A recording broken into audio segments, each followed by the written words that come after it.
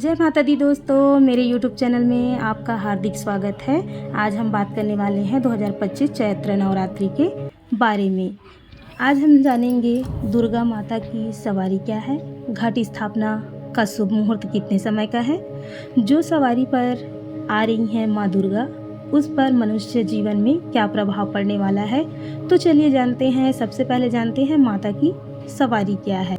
इस बार नवरात्रि का महत्व इस कारण बढ़ गया है क्योंकि माँ दुर्गा हाथी पर सवार होकर आ रही हैं। इससे शुभ संकेत माना जाता है।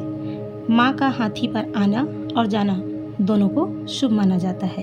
भागवत पुराण में माता की हाथी पर सवारी करना अत्यंत ही शुभ माना जाता है। सुख, समृद्धि, शांति और आर्थिक विकास का भी प्रतीक माना जाता है।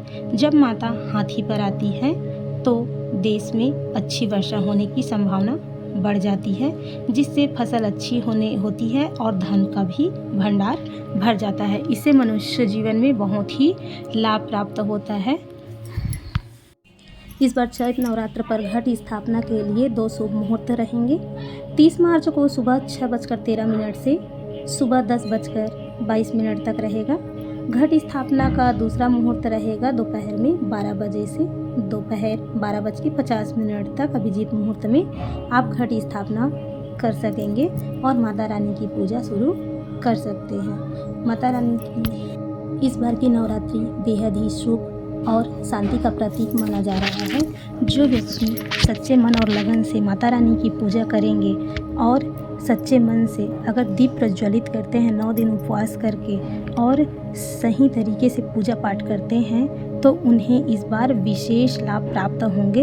यानी कि जो रुके हुए काम हैं, जैसे कि आर्थिक से, खास करके आर्थिक से जिनका आर्थिक प्रभाव बहुत ही कम है, यानी कि जिनके पास कहा जाए कि आर्थिक तंगी है, वो व्यक्ति इस बार अच्छे से माता रानी की पूजा करके उन्हें प्रसन्न करके अपने जीवन को खुशमय बना सकते हैं और उनके धन धान्य में वृद्धि जरूर होगी। बस इतना ध्यान रहे कि पूजा खंडन न हो, विशेषकर माता रानी की सेवा के दौरान। जो भी व्यक्ति माता की 9 दिन की पूजा करते हैं उन्हें हवन अवश्य कर लेनी चाहिए और कन्या पूजन भी कर लेना चाहिए, क्योंकि विशेष महत्व होता है इसका। कन्या पूजन के दौरान आप स्वच्छता का ध्यान अवश्य रखें। जहाँ पर कन्याओं को बिठाना चाहते हैं साफ सुथरा होनी चाहिए और जब भी कन्याएं आपके घर में प्रवेश करें आप उनके पैरों को धो करके अच्छे से कुमकुम, बिंदी वगैरह सब लगा करके उनकी पूरी श्रृंगार अवश्य कीजिए ताकि माता रानी प्रसन्न हो। इस तरह से माता रानी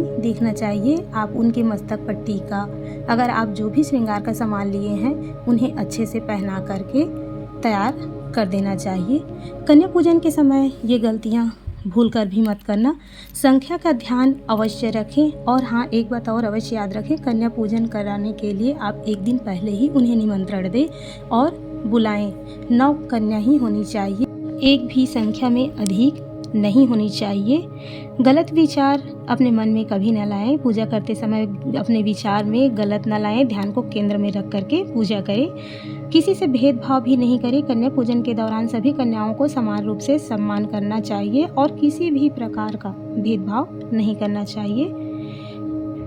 खाने पीने का ध्यान अवश्य रखें। उन्हें मीठा और पौष्टिक खाना देना चाहिए, जैसे कि पूड़ी, हलवा, चना आदि।